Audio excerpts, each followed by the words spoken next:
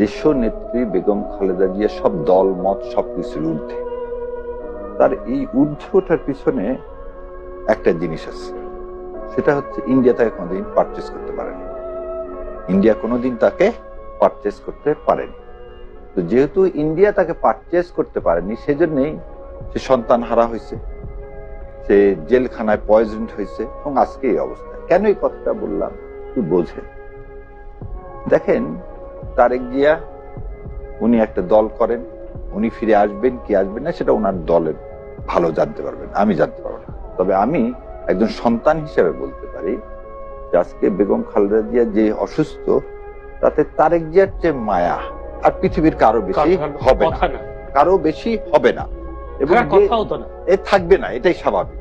এবং যে যত কথাই বলুক যে ওনার নিরাপত্তায়, এই জিনিসগুলো আমি এইভাবে দেখি না। আমি কিভাবে দেখি সেটা একটু দেখি। প্রথম কথা, আপা যে বললো আইন শৃঙ্খলা পরিস্থিতি যদি ভালো না হয় তাহলে আপনি ইলেকশন করবেন কিভাবে আর 2 মাস পর? তো আমার কাছে মনে হচ্ছে এই যুক্তিটা একটা খোরা যুক্তি। আইন শৃঙ্খলা পরিস্থিতি ভালো আছে এবং আল্লাহর ইচ্ছা অনেক ভালো আছে, কিছু বিচ্ছিন্ন ঘটনা ছাড়া। আর এই বিচ্ছিন্ন ঘটনাটাও এটা আমি বয়ান, যাতে এই যে বলতেছে মব কালচার, আসলে I D not C any mob mob বলে যাতে ইলেকশনটাকে বাধাগ্রস্ত করে।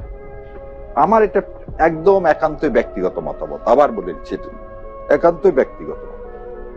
বিএনপিতে হয়তোবা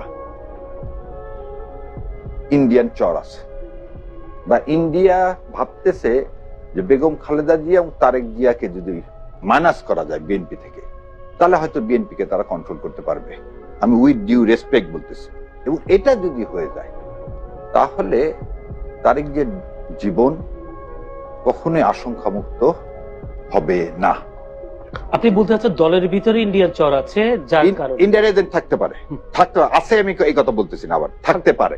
কারণ আমি আজকে সকালবেলায় একটা পড়লাম, এই পেপারটার নাম হচ্ছে ইন্ডিয়ান টাইমস না, ইন্ডিয়ার একটা কলাম পড়লাম, বোস বলে একজন লিখছে, এবং সে এখানে লিখছে যে ইন্ডিয়া বহু চেষ্টা করছে বেগম খালেদা জিয়াকে পারচেস করার, এবং তারেক জিয়াকেও অনেকভাবে চেষ্টা করা হয়েছে, তাকেও ভয় ভীতি থেকে শুরু করে সবকিছু দেখানো হয়েছে। কিন্তু যেহেতু সে জিয়াউর রহমানের সন্তান এবং বেগম জিয়ার সন্তান এবং বেগম জিয়া জীবিত, সেই জন্য তারেককে কোনোদিন ইন্ডিয়া তাদের মতো করে পাবে না।